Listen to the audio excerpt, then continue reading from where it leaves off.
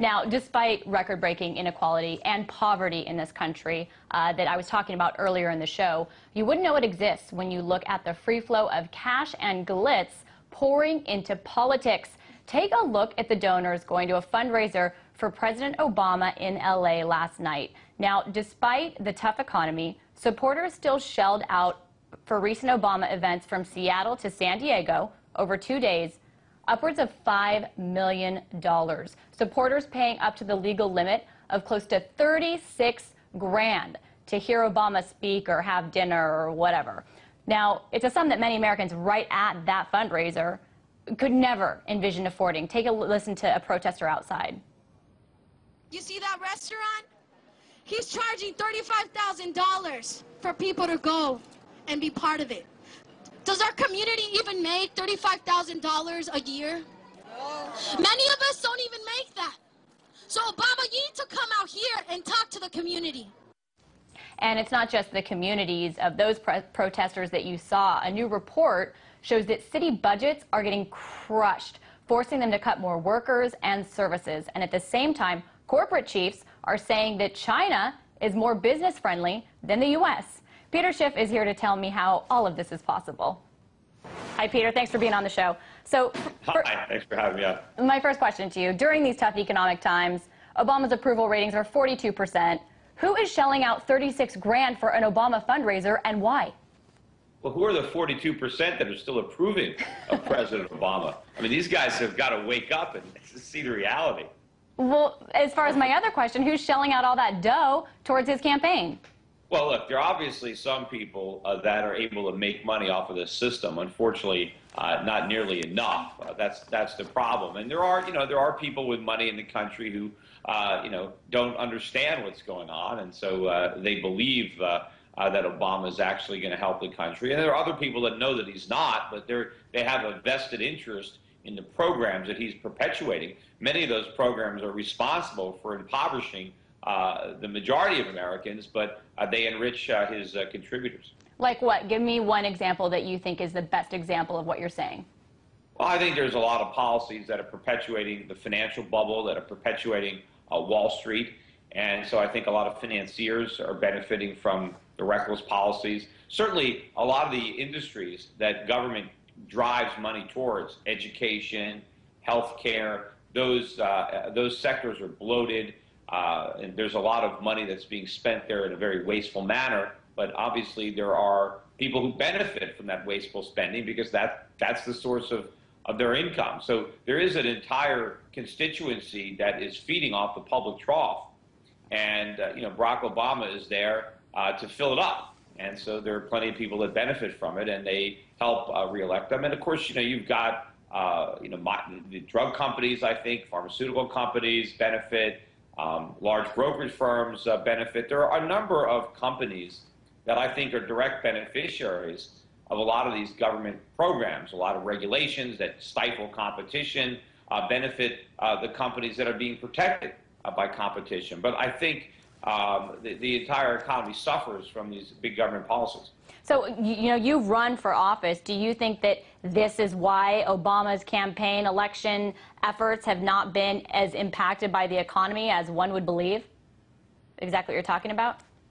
No, I mean, I think they are impacted. I think a lot of people are becoming disillusioned with the president. That's why his support is falling, and I expect his support to continue to fall. But that's not going to diminish his ability to raise money.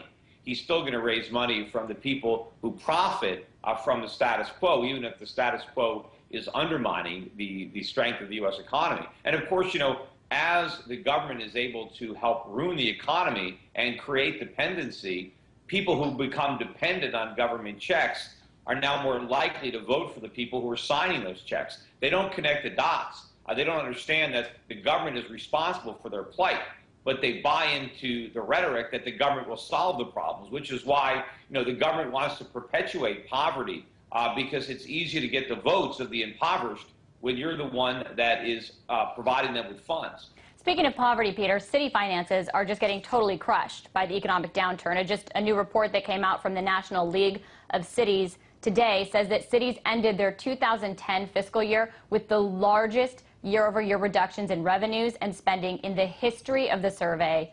Why are cities getting creamed now? Why aren't they what? Why are they getting creamed now? Why are their finances getting so crushed right now? Well, the whole country's getting crushed. I mean, the cities aren't going to be immune from that. Remember, the cities are drawing their revenues from their tax base, and their tax base is being eroded. Property values are falling. People aren't paying property taxes. Incomes are diminished. You're getting less sales tax revenue. There's all sorts of ways that cities and states are going to get squeezed from this recession. The real problem is going to be when interest rates start to rise, because a lot of these municipalities or states are surviving by borrowing.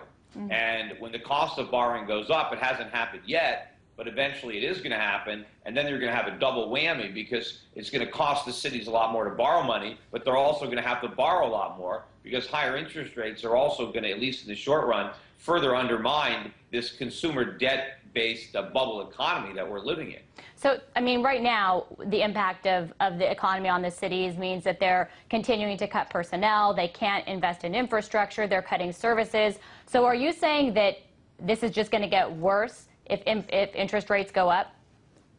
Yeah, it is going to get worse. I mean, interest rates need to go up, but not for the reason that they're going to go up. The real reason they're going to go up now is because inflation drives them up, because the government is destroying our money and our savings. I mean, it would be better if we could have higher real interest rates where the Fed gets ahead of the curve and we can have more savings and investment. But still, that is going to pressure the debtors. And to the extent that governments have too much debt, higher interest rates are going to be problematic. That is why the cure is going to be so painful for certain segments of the economy. But ultimately, if we can cure the economy, we can have much more robust economic growth, which ultimately will benefit the states, even if in the short run they are negatively impacted by the increased cost of servicing their debts, which is also why some of these municipalities or states are going to end up defaulting on some of that debt in order for it to be manageable.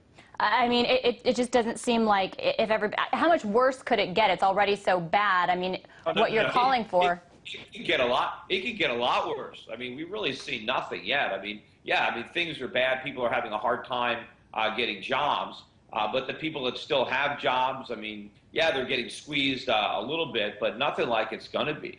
No, I think it's going to get a lot worse when you really see a precipitous decline in the value of the dollar. That's really going to kick it in, because that's going to lead to big, big increases in consumer prices on basic necessities, which are really going to crush American families. And when you see a big increase in interest rates, I mean, this is going to get much, much worse. I mean, we're really still in the calm before the storm. But when do you think that storm will hit? Because we've seen so much international turmoil with, for example, what's going on in Europe, that the dollar, people have ran to the dollar in recent times. Yeah, I mean, that's what's buying us some extra time.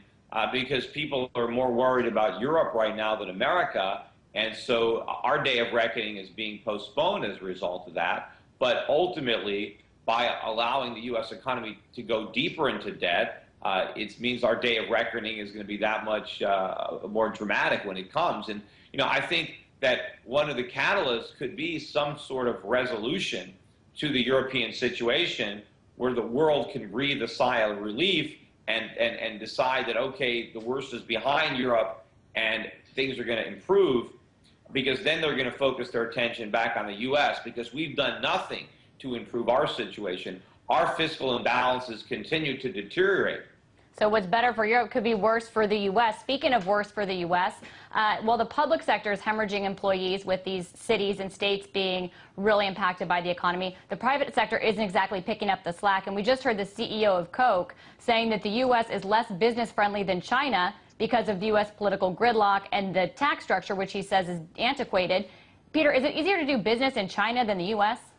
Well, I've been saying that for years. That's why we're investing more money over there than we are in the U.S. I often joke that, if the government would simply get out of the way and give capitalism a chance, that I know it'll work, because, it's working pretty good in communist China. So I think it would work in America if we gave it a try. And, so we need to get rid of a lot of these government sector jobs. I mean, that's part of the solution. The government jobs are a drain on the economy. We can't afford them. So a lot of government employees need to lose their jobs, but we want them to get productive jobs in the private sector. The reason they're not is because the government has erected so many barriers to employment. The government has made it so much more difficult for businesses to grow and expand and hire people. I mean, the regulations, many of the regulations that have been written specifically punish employers who hire. There are all sorts of taxes and fees that are directly tied to hiring people. And probably as far as litigation, you have all sorts of litigation risk when you hire somebody. It is very easy to sue your employer. If you get fired, it's very easy to sue. And so businesses want to mitigate the cost of litigation, and the way they do that is limit the number of people they hire. So it's kind of a catch-22 because people are getting laid off, but there's not jobs for them. But you say that businesses don't have the necessary, way to get through regulations in order to hire more people. And tax holidays that the government is talking about have been shown to not actually create jobs. But we're going to have to leave the discussion there for now. That was Peter Schiff, president. I'm sorry, Peter, we're totally out of time. That's president of Euro Pacific Capital. Thanks for being on the show.